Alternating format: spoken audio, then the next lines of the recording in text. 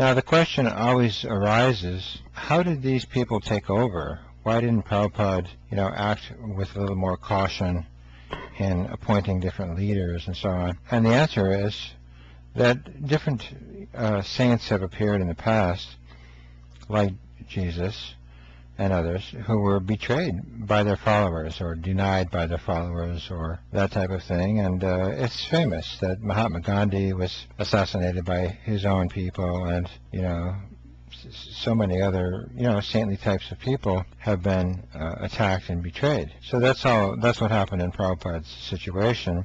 At the same time, Prabhupada was depending mainly on the mass of devotees. He thought, if some idiot sits in his seat and declares that he's God's successor, then certainly the mass of devotees will rise up and toss this person out of the temple. They're not going to just tolerate this. But instead, what happened was that the mass of devotees, for the most part, they just left. So Prabhupada said that in the Gaudiya Math, one party deviated and the other party left. Both of them are useless. So the exact same thing happened in ISKCON. One party deviated and one party left. And there was only, therefore, a few of us who were protesting, not really many, a small handful of people. Another problem was that scholars were, or apparent scholars, let's say, false scholars, were supporting the governing body's position. For example, B.P. Puri, he was a godbrother of Prabhupada. He began to hang out with Jayapataka, and he endorsed the Mayapur regime, which, as it turns out, was molesting hundreds of children.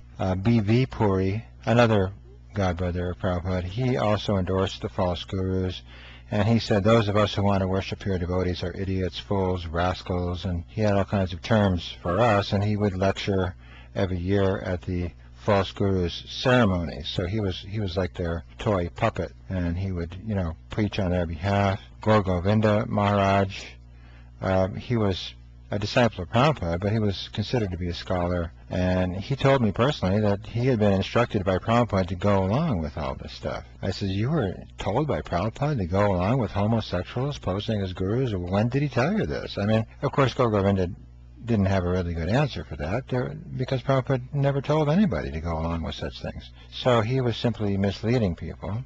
And of course, Narayan Maharaj went along with it. He was another scholar, supposedly.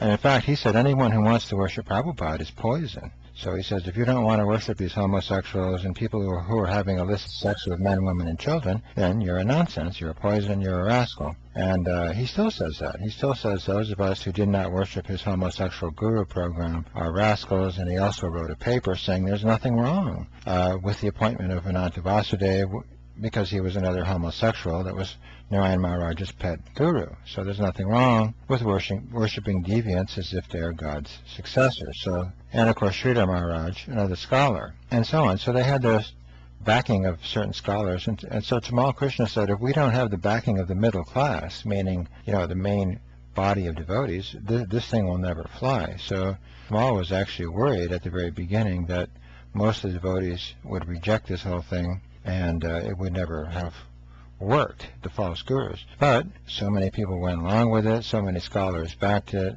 or false scholars backed it, and it just kind of took off from there. And what Prabhupada was relying on or hoping for was that the massive devotees would stand up and say, wait a minute, false gurus, this is not what Prabhupada wanted. And but that just didn't happen, and so just a few of us were protesting, and therefore we were easily picked off. We were easy to beat up and have chased down the street with baseball bats, which is what happened to me, and to kill us and so on, because we were a very small number of people. So to eliminate us was more easy. So another thing that happened was around 1980 also. This was like a turning point year. All kinds of deviations were going on, and all kinds of rationalizations were starting. So a question was posed to Sridhar Maharaj, well, what happens if people are envious of these false 11 gurus? And he said, well, if you're envious, then you should be voted in as a guru also. You should join their party. So he said every year there should be a vote, an annual guru voting system. And of course, if you're a homosexual and you're having people beaten up with baseball bats, then you're the only person who is qualified to vote in another Jesus. So he said the 11 exclusively are qualified to vote for more gurus. even though they're out running around with machine guns and everything else. Only these people are qualified to vote in the next Jesus.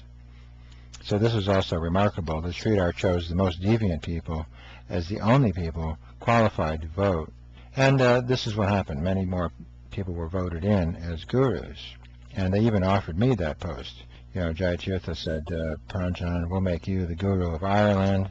All you got to do is go along with us and quit protesting and quit causing a disturbance. So they tried to buy me out, and eventually they bought out many people, including some of the protesters. Some of the people who were working with me to protest, they ran off and, you know, were voted in as gurus, and then they started working against me. So they were bought out. You know, they sold out to this process.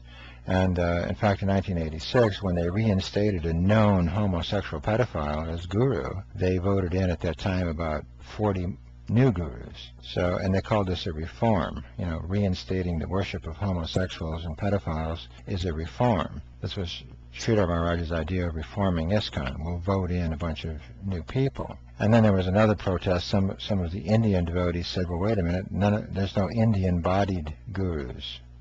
So, and Prabhupada says Indian body, Western body, guru, this is all a nonsense proposal, but this at the time became a very serious problem. We want to have Indian bodied gurus. So once again, they were defying Prabhupada's orders and instructions. And so this happened.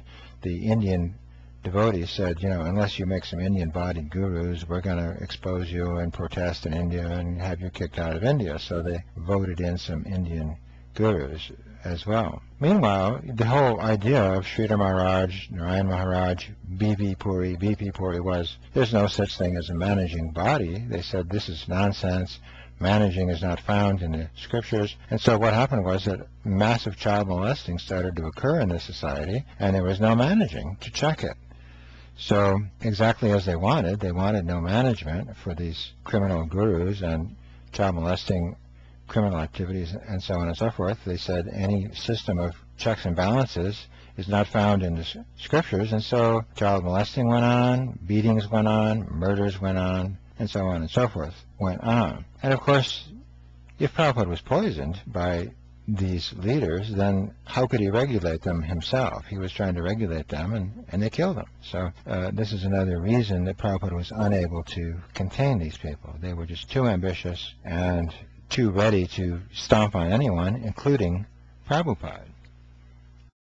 By 1980, the GBC's Guru program was clearly coming off of the rails. There was publicized problems with drug selling and other illegal activities. Hansaduta was caught with a machine gun. Rameshwar, in July of 1980, decided to resign, but somehow or other Sridhar Maharaj said, no, we need to keep Rameshwar in his seat because, after all, people are getting beaten up with baseball bats. How is that going to continue if we get rid of Rameshwar? So these people were sometimes thinking they should resign or get out of their seat. Immediately, the Acharya board, meaning the GBC, now claiming to be a bunch of acharyas or gurus, they call themselves the Acharya board, they would put out the fire of any sort of correction that was going on. And for example, just a short time after Rameshwar wanted to resign in December of 1980, the GBC was trying to get rid of Tamal and Hansaduta, but again, they were reinstated as gurus at the behest of the Acharya board and Sridhar Maharaj. So the machine gun Swami has to stay in his seat. The Sacramento Bee, which was a newspaper, started a series of articles called the Krishna Files, where they exposed Hansaduta and his criminal activities. So a criminal who's known to be a criminal, even in the newspapers, this is the kind of person Sridhar Maharaj insisted must remain in the seat of Guru. The machine gun Swami, there was a picture of Hansaduta with a machine gun under his photo, publicized in the San Francisco Chronicle and many other newspapers. So a lot of this was in the newspapers. So for anyone to argue that they didn't know this was going on, it was known to the public. Jayatirtha's drug and sex program was known to all the devotees. But again, having sex, illicit sex, and taking drugs does not disqualify a person from being Jesus, according to Sridhar Maharaj and the Acharya board. And Jayatirtha was reinstated as a guru. Meanwhile, the whole movement was sued in a national court case in Syracuse, New York. The Syracuse, New York court declared that the entire ISKCON society was engaged in systematic fraud. And the court actually used Prabhupada's books to prove that the Acharya board's selling of football bumper stickers was not Sankirtan. So Prabhupada's books were used in the court to prove that the ISKCON